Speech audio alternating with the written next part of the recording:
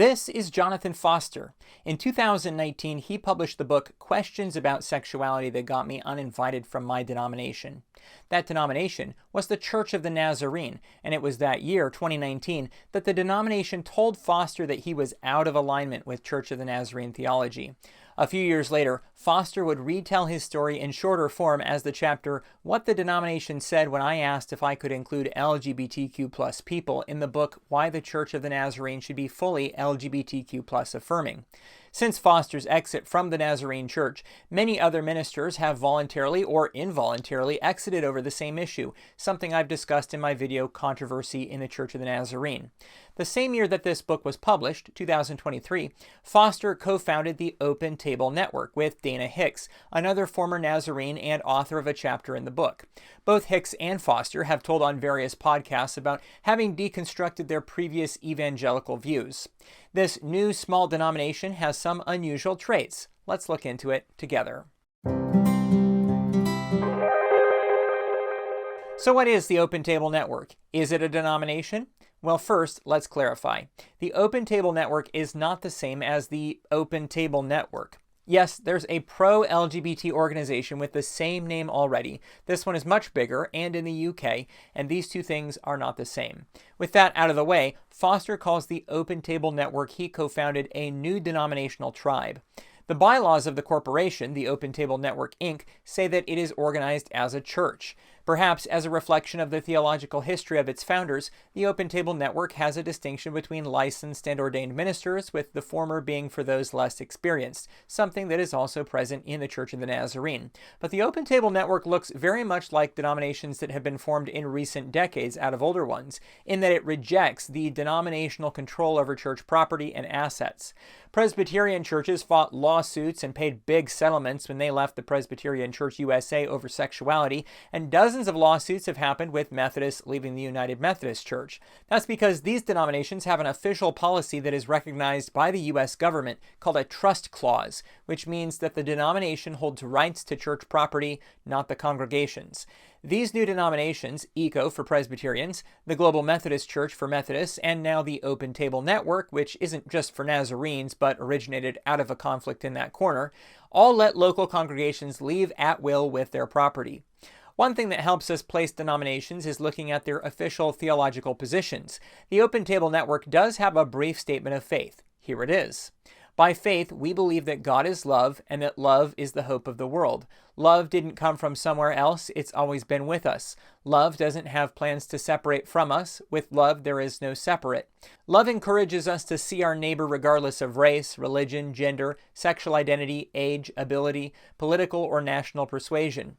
Love compels us to see our enemy, for it's there we see ourselves.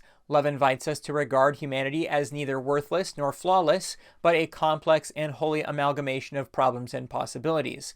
We're uninterested in violent atonement theories, dogmatic hierarchy, or controlling omnipotence. We're interested in love, its irrepressible creativity, its consensual strength, its weak power.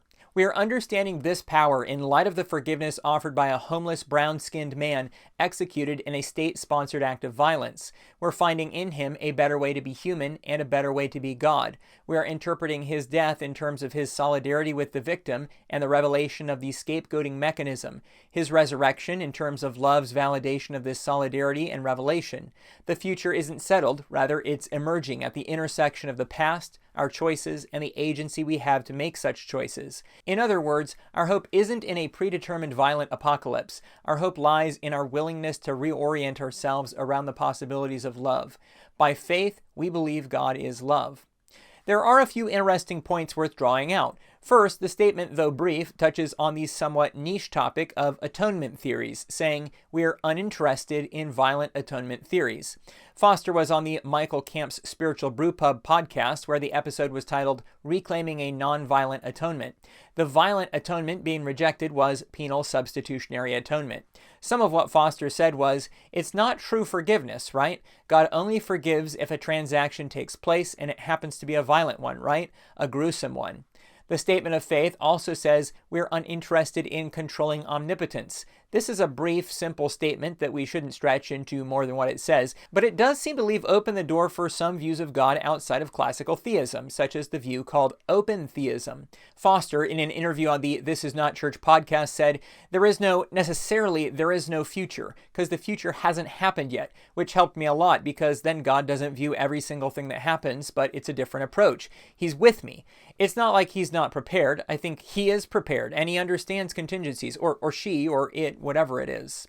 In the Spiritual Brewpub podcast, Foster said, we reject the notion that God has exhaustive divine foreknowledge of everything that's going to happen in the future. It invites you to disassemble omnipotence, omniscience. However, I'm happy to say I'm still really excited about omnipresence. What Foster said in the podcast also goes well with the statement of faith saying the future isn't settled. One document from the network says, our expansive views of love aren't contained by any one set of theological propositions. However, we are guided by much of what is happening in the world of open and relational theology. The statement of faith also refers to the forgiveness offered by a homeless brown-skinned man executed in a state-sponsored act of violence. This is not a brand new statement. Similar ones have floated around on the internet, or as seen here, shown on the viral church sign from Clackamas United Church of Christ. But this is one of the few denominations to have the skin color of Jesus as part of their official statement of faith. But all in all, the statement of faith isn't very specific about many of the particular theological issues that have led to different denominational understandings. Foster said about his previous denomination and the superintendent that was involved in his ouster that pastors desperately need more than someone whose only recourse is to point to static black and white words in a manual. So the Open Table Network is intentionally open to people who hold theological perspectives that might make an uncomfortable fit in many other denominations. This is made perhaps even clearer in a couple sections in the guidebook. The core values of the Open Table Network include things like we value tribes rather than tribalism, and we value learning, change, and the humility to be in process. But the last point is quite relevant, saying we value orthopraxy over orthodoxy. Additionally, the openness to theological viewpoints often viewed as outside of orthodoxy can be seen in the diversity, equity, and inclusion section, which says we embrace and encourage our members' differences in age, color, disability, ethnicity, family or marital status, gender identity or expression, language, marriage or civil partnership, national origin, physical and mental ability, political affiliation, race, religious beliefs or practice within the broad Christian tradition, sexual orientation, socioeconomic status, veteran status, and other characteristics that make our members unique. Notably, religious beliefs and practices within the broad Christian tradition is an area of diversity encouraged in the network. As one example in practice, Open Table Network President Dana Hicks told on the Radical Love Live podcast how that he had experiences with magic mushrooms in Mexico. He said that experience really opened a lot of doors for me to understand God and the universe and spirituality in much more bigger terms than the way I previously understood it. So how is the network doing? In mid-2025, the 50th person was ordained. There's no public list of ministers, and it's not clear how many members or pastors of churches that could be considered part of the network. But with the network's core value of we value decentralizing structures as much as possible, that might not be viewed as a goal anyway. Although the Open Table Network is open to ministers from many traditions, the current controversy in the Church of the Nazarene may result in even more ministers removed or leaving from that denomination to head in their direction.